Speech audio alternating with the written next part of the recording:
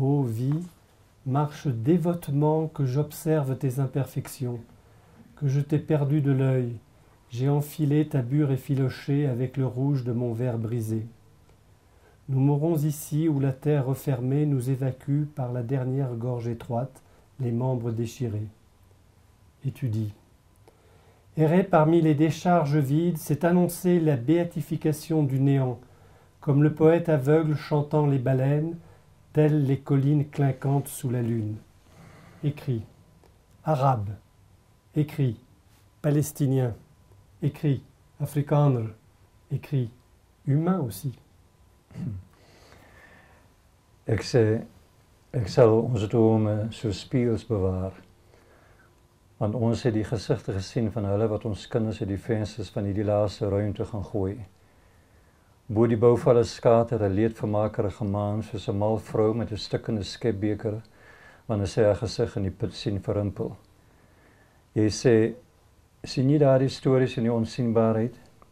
Dis nie liggame van klip en been en kwarts, maar die stemme van digters. Die spieëls sal aan die stemme gehang word, want waarheen moet ons gaan na die laaste vergroening? Waarheen vlug die voëls na die laaste huis? Waar slaap plante na die laaste asemteug? Ons sal ons name in skalaken skryf. Ons sal die hand van die lied afkap, sodat dit voltooi mag word in vlees en ons bloed 'n olyf kan plant. O lewe, loop doekvoet, sodat ook ek jou onvolmaking mag sien. Ek het jou so uit die oog verloor, dat ek jou ontrafende kleed beklad het met die rooi uit my versplinterende glas. Hier sal ons sterf, wat die toemaakaarde ons deur die laaste keel en passasies evakueer met afgeskeurde ledemate. En jy sê, om die leererwe van vergaan te dwaal, is om die heiligmaking van die nie te verkondig, soos die blinde digter van walvisse as buitelende heuwels in die maandag sing. Skryf op Arabier, skryf op Palestijn, skryf op Afrikaner, skryf ook mens. In English, I say I will protect our dreams like mirrors, for we have seen the faces of those who will throw our children from the windows of this final room. Above the runes, a mocking moon laughs like a mad woman with a broken ladle, gazing at a wrinkling face in the well. You say, do you see stories for stars in the unseeness? They are neither ligaments nor lingams from stone or bone or quartz, but poets' voices. Mirrors will be suspended from those songs, for where shall we go after the last greening?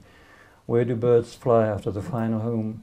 Where do plants sleep after the ultimate assertion? We will write our names in scarlet, we will chop off the song's hand so that it may be fulfilled in flesh, and our blood may plant an olive. O life, go devotedly so that I too may witness your imperfecting. The eye is such a dog that I splotch your fraying robe with the red from my fractured glass. Here we'll die where the closing earth excretes us through the last throat-tight passage with torn of limbs. And you say, to drift through the vagrant land of decay is to say the sacred tidings of all emptiness, the way the blind poet sings of whales, mantled as jewels and howls under the moon. Right Arab, right Palestinian, right Afrikaner, right human too.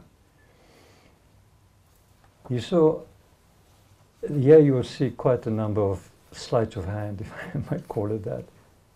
One that jumped off the page to me immediately here is, for instance, in the third stanza. Dis nie liggame van klip en been en kwarts, maar die stemme van digters.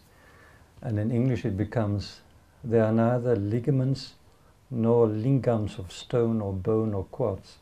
Now, of course, what happened there, that the bloody Englishman proposed for liggame lingams. Lingam is an Indian Indian sacrificial penis stone, which fitted quite well, I think, in a poem. It had to go in, but it's nothing like anywhere near in the original. And similarly, I think there's something towards the end like that happens again. En jy sê om die leererwe van vergaan te dwaal, and you say to drift through a vagrant land of decay. Well, that's fairly close. Is om die heiligmaking van die nie te verkondig, is to say the sacred tidings of all emptiness. En dan, soos die blinde digter van walvisse as buitelende heuwels in die maanlig sing, the way the blind poet sings of whales, mantled as jewels and howls under the moon. Now what happened here was that literally I was on my way to Friesland, invited by Tjebbe Hessinger, who's a blind Frisian poet, and he composes these tremendous odes by memory, which he only knows by memory because he's blind, and he performs them. And since he is from Friesland, which is right on the sea, I mean it's in the sea, in a manner of speaking, there's a lot of marine imagery and fishing imagery. I don't think whales, although they were probably whalers also for a long time, and maybe they still are, but the recurring image of the blind poet singing about whales, singing the outline of whales, that kept on coming into the poem, and it's got nothing to do with Mahmoud. What I'm trying to suggest is that if you work over a short spurt of time, the poem becomes a kind of a bowl in which gets captured whatever is of importance to you at that particular moment as it happens to you. It becomes a kind of an aggregate. Sometimes it works, sometimes it distills into something potable, something you could drink and maybe get drunk from, and sometimes it's just pretty awful separation of oil and water. But it is true. For me, in this particular instance, the original or the translation is a continuing corruption of the original. En ek dink dis nogal iets wat, ek is nogal persoonlik baie trots daarop om so te korrupteer of gekorrupteerd te word of te vrot, siende oë tot nie te gaan, as het ware. Okay. Kom ons gooi dit oor. Dis 'n paar goeie digters hier so onder ons, kan julle nie praat nie.